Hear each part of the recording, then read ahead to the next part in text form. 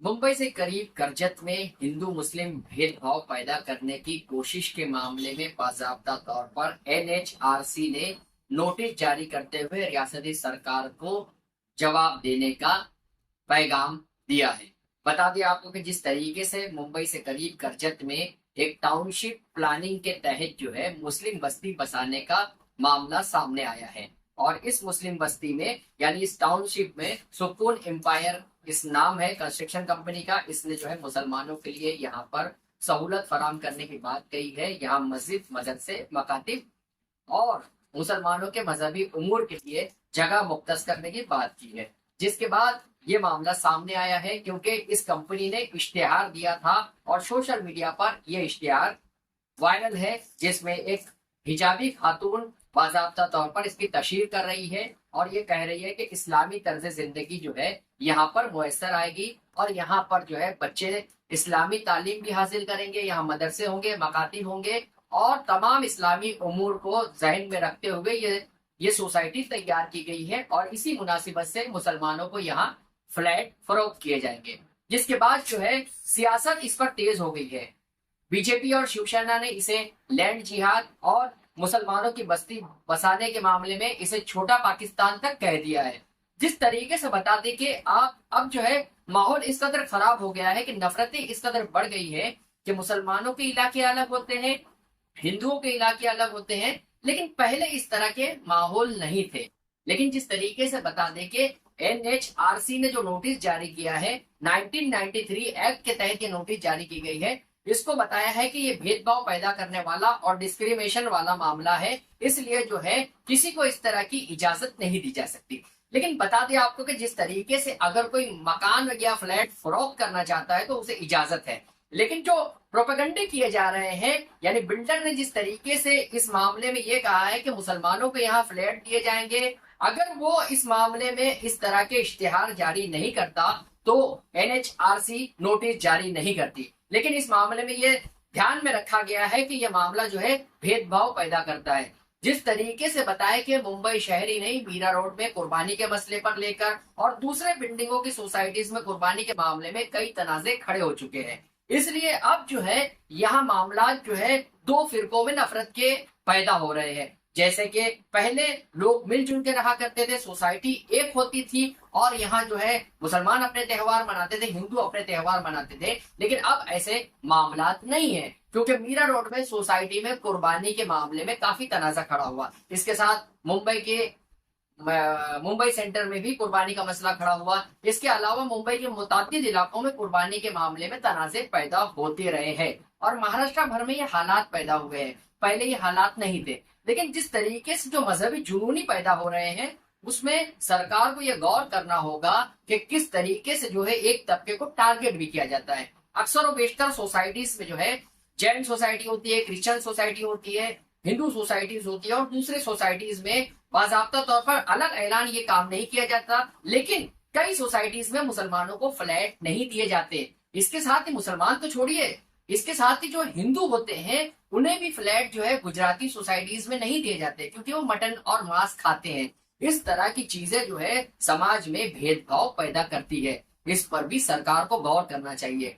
जिस तरीके से बताया कि ये मामला जो है करजत की सोसाइटी का है, करजत में जो है ये टाउनशिप तैयार की जा रही थी और बाकायदा तौर पर सुकून एम्पावर जो है इसकी तामीरी काम कर रहा था और यहाँ जो है अब इंक्वायरी का हुक्म जो है एनएचआरसी ने जारी किया है, जिसके बाद जो है ये काम तामुल का शिकार हो सकता है और ये जो है काम रोक दिया गया है। अब जो है इस मामले में रियासती सरकार न सिर्फ ये रिपोर्ट पेश करेगी बल्कि इसकी इंक्वायरी का हुक्म भी दिया गया है क्योंकि एनएचसीआर ने जो है बाकायदा तौर पर यह हुक्म दिया है कि 2 हफ्ते में इंक्वायरी की जाए। इसके साथ ही बीजेपी शिवसेना शिंदे ग्रुप के लीडर कृष्ण हेगड़े ने भी इस मामले में इंक्वायरी का मुतालबा किया है। इसके साथ ही जो बीजेपी के लीडर है अजीत चौहान, उन्होंने तो इस मामले को गजवाए हिंद से जोड़ दिया है। उन्होंने कहा है कि ये जो है एक तरह का गजवाए हिंद है और डिस्क्रिमिनेशन करने की जो है कोशिश है, इसे बर्दाश्त नहीं किया जाएगा। जिस तरीके से इस मामले में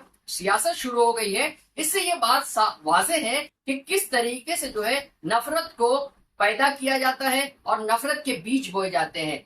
ऐसे में आपको ये भी बता दें कि कई सोसाइटीज में आज भी मुसलमानों को घर नहीं दिए जाते, आज भी मराठा को घर नहीं दिए जाते, आज भी ऐसे हिंदू जो गोश्तखोर होते हैं उन्हें घर नहीं दिए जाते। क्या ये कानून की खिलाफ वर्जी नहीं है?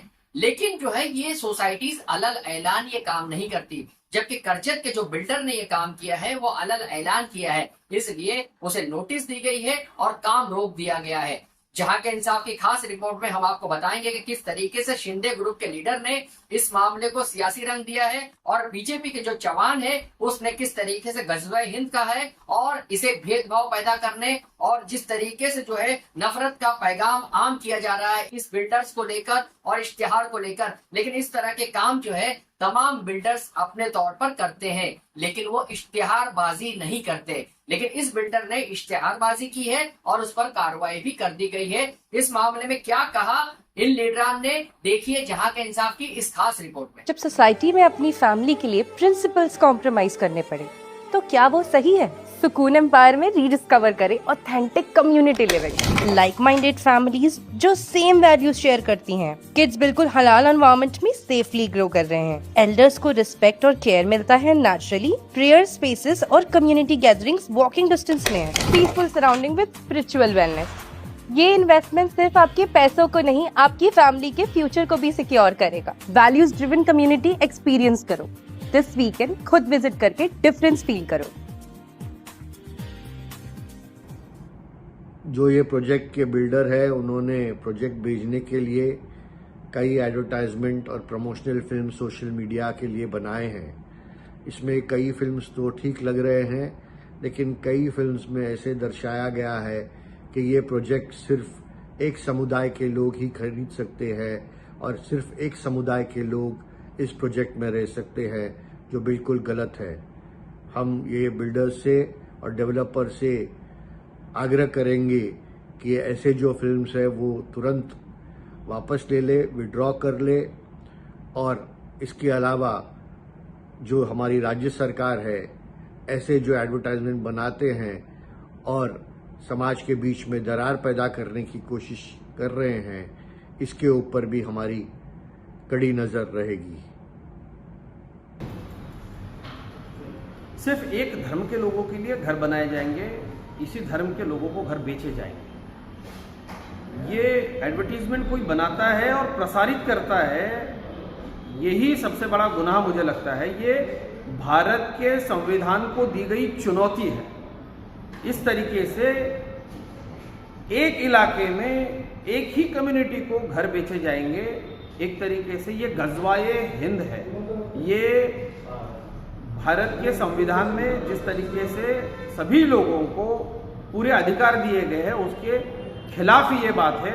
मैं सरकार से गुजारिश करूंगा, सबसे पहले तो इस तरीके से धार्मिक आधार पर ये घर बेचे जाएंगे, इस तरीके से कोई एडवर्टीजमेंट करता है, यही गैरकानूनी है। इस पर कड़ी से कड़ी कार्रवाई होनी चाहिए। और मुझे लगता है कि धर्म के आधार पर कोई भी अपना एक अलग इलाका, अपना एक अलग विभाग बनाने की कोशिश करता है, उसको एक एडवर्टीजमेंट के जरिए लोगों तक पहुंचाता है और ये कहता है कि हाँ, हम सिर्फ इसी धर्म के लोगों को घर बेचेंगे। ये एक तरीके से भारत के संविधान को चुनौती है। मैं महाराष्ट्र सरकार से ये मांग करूंगा कि तुरंत ये एडवर्टीजमेंट खारिज की जाए, ये एडवर्टीजमेंट करने वालों पर कड़ी से कड़ी कार्रवाई की जाए। ये एक तरीके से पूरा गजवाए हिंद का ललकार है और हम महाराष्ट्र में, मुंबई में इसे बिल्कुल नहीं चलने देंगे।